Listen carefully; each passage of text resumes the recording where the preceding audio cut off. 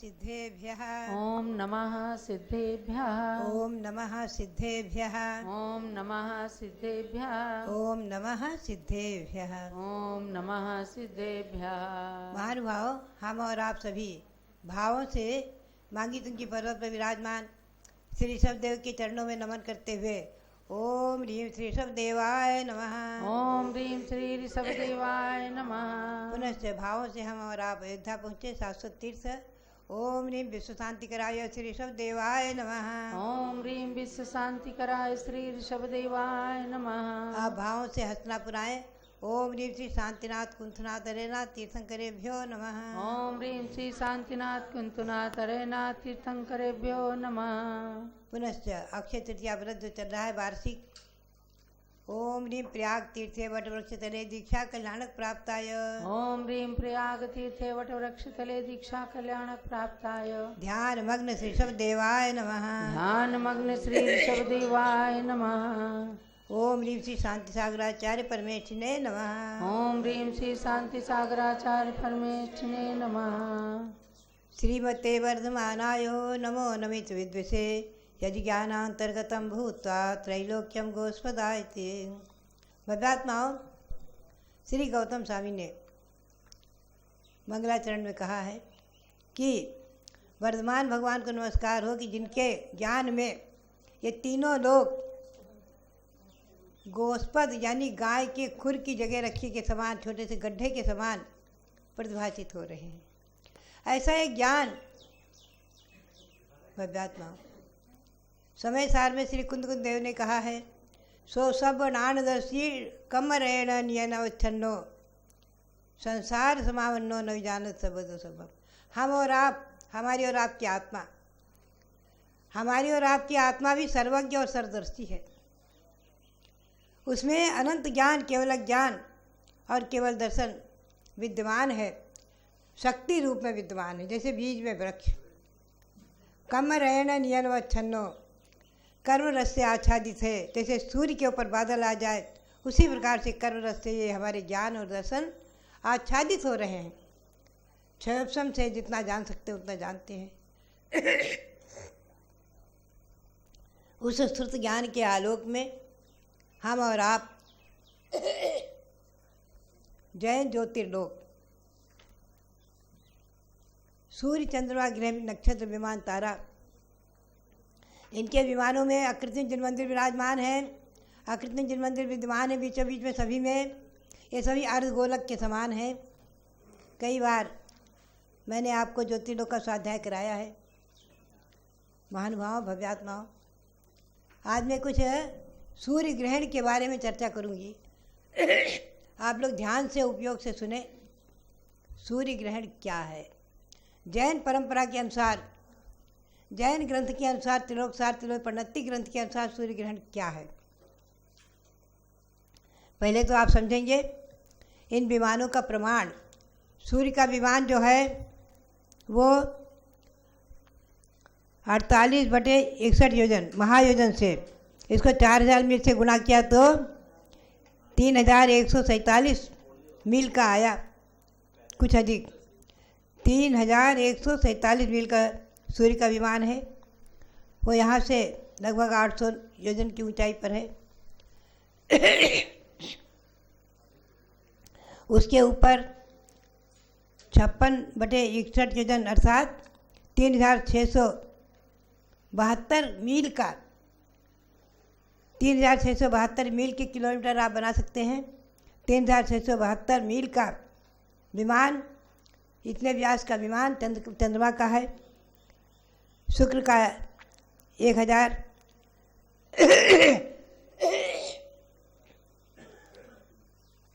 कोस का है। और आगे आगे सभी के विमानों का मैं वर्णन न लेकर राहु केतु का विमान बताऊं। राहु का विमान कुछ कम 1 योजन अर्थात कुछ कम 4000 मील का है। यानी सूर्य चंद्रमा से विमान कुछ बड़े हैं। केतु का विमान भी कुछ कम 1 योजन, कुछ कम अर्थात कुछ कम 4000 मील का है। ये राहु और केतु। अब ये आप समझ गए हैं कि सूर्य और चंद्रमा के विमान से कुछ बड़े हैं।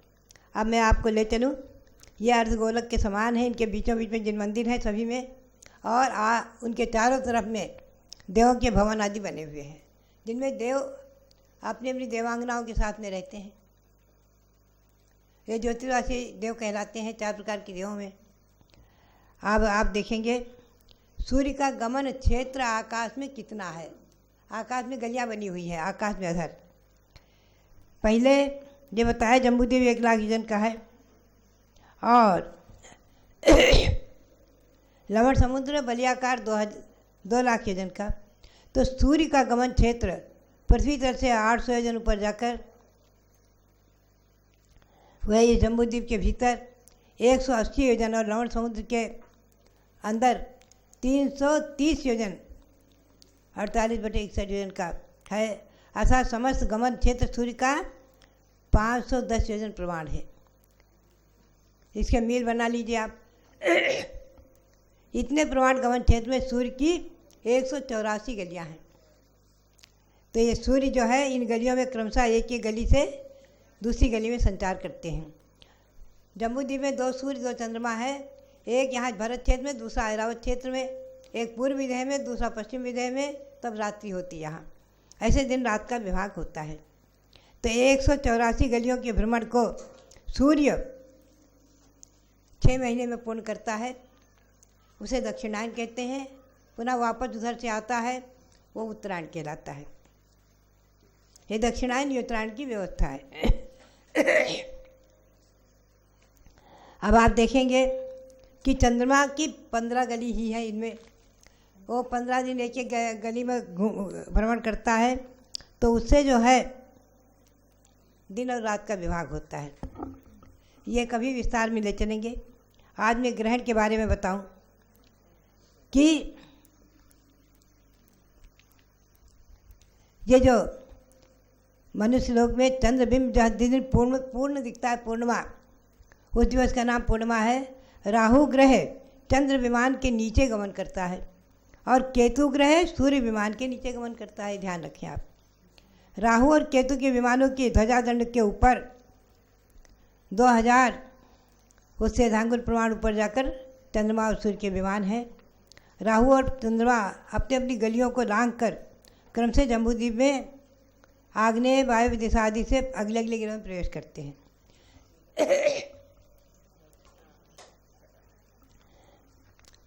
तो राहु जो है चंद्र विमान के नीचे है और केतु सूर्य विमान के नीचे है। जब 6 माह में पूर्णिमा के दिन चंद्र विमान राहु के विमान से एकदम ढक जाता है, तो उसे चंद्र ग्रहण कहते हैं। और 6 माह में सूर्य का विमान अमावस्या के दिन केतु के विमान से ढक जाता है, इसे सूर्य ग्रहण कहते हैं। ये ध्यान में रखो। राहु के विमान से चंद्र विमान ढकता है और केतु के विमान से 6 महीने में सूर्य का विमान ढक जाता है, उसे अमावस्या के दिन घटकता है। अभी अमावस्या को आज त्रयोदशी है, कल चतुर्दशी है, परसों रविवार को अमावस्या के दिन सूर्य ग्रहण माना गया है। सबसे मंद गमन चंद्रमा का है, उसे शीघ्र गमन सूर्य आदि का। अब मैं आपको ले चलूँ ग्रहण की ओर। तो ये ग्रहण की व्यवस्था जैन धर्म में इस प्रकार से मानी है कि केतु के विमान से सूर्य के विमान का जितना जितना आच्छादन होता है उतना उतना ग्रहण माना जाता है। पूर्ण ढक जाता है तो पूर्ण ग्रहण माना जाता है। इस ग्रहण में षटखंडागम ग्रंथ में 9वीं पुस्तक में आया है, सैद्धांतिक ग्रंथों के स्वाध्याय के बारे में। साधुजन मुनि आरिका आदि स्वाध्याय जो करते हैं, तो सैद्धांतिक ग्रंथों के स्वाध्याय में अकाल यानी तीनों काल में सामायिक के समय निषेध है, उन्हें सिद्धांत ग्रंथ वर्जित, स्वाध्याय वर्जित है। सामायिक के समय प्रतिदिन, और जब मेघ की गर्जना विशेष हो, बिजली पात हो रहा हो, विद्युत पात वगैरह, इंद्रधनुष निकला हुआ हो उस समय भी स्वाध्याय का निषेध है। जिस समय कहीं अग्नि लग गई हो, कहीं भयंकर कोई किसी विशेष की मृत्यु हुई हो, समाचार आ जाए, उस समय स्वाध्याय निषिद्ध है। उसी प्रकार से संक्रांति में और सूर्य ग्रहण और चंद्र ग्रहण में सिद्धांत ग्रंथों का स्वाध्याय मना किया गया है। और इन ग्रहण में 3 कार्य वर्जित हैं जैन ग्रंथों के अनुसार। विशेष ग्रंथों के, सैद्धांतिक ग्रंथों के स्वाध्याय, और दूसरे पंचकल्याणक प्रतिष्ठा, वेदी प्रतिष्ठा, झंडारोहण आदि कार्य विशेष अनुष्ठान वर्जित है। सामान्य विधान वर्जित नहीं, ध्यान रखें। यहाँ भी रविवार को सुबह मनोकामना सिद्धि विधान होगा, तो छोटे मोटे विधान तो बल्कि करना ही चाहिए शांति के लिए। इनमें कोई दोष नहीं, ध्यान रखें। तो केवल विशेष अनुष्ठान रूप विधान होते हैं, जैसे इंद्रध्वज विधान है, कल्पद्रुम विधान है, उनका झंडारोहण आदि है। तो संक्रांति के दिन और चंद्र ग्रहण सूर्य ग्रहण के दिन नहीं होना चाहिए। दीक्षाएं नहीं होना चाहिए। मुनि दीक्षा, हरिका दीक्षा, तिलक दीक्षा आदि दीक्षा का निषेध है। पंचकल्याणक प्रतिष्ठाओं का निषेध है, और बाकी कोई कार्य का निषेध नहीं है। हमेशा ध्यान रखें। आचार्य श्री वीर साज के संग में भी मैंने यही पाया, कभी उन्होंने इसमें चंद्र ग्रहण सूर्य ग्रहण आदि में और कोई चीज़ का निषेध नहीं किया, आहार आदि का, विहार आदि का। केवल उस समय विशेष ग्रंथों का स्वाध्याय और विशेष झंडारोहण या विशेष कार्यक्रम का अनुष्ठान वर्जित किया। विधान आदि वर्जित नहीं है। शांति विधान, मनोकामना सिद्धि विधान आदि के विधान, दैनिक विधान, छोटे छोटे विधान, ये तो चलते रहते हैं, होते ही रहते हैं।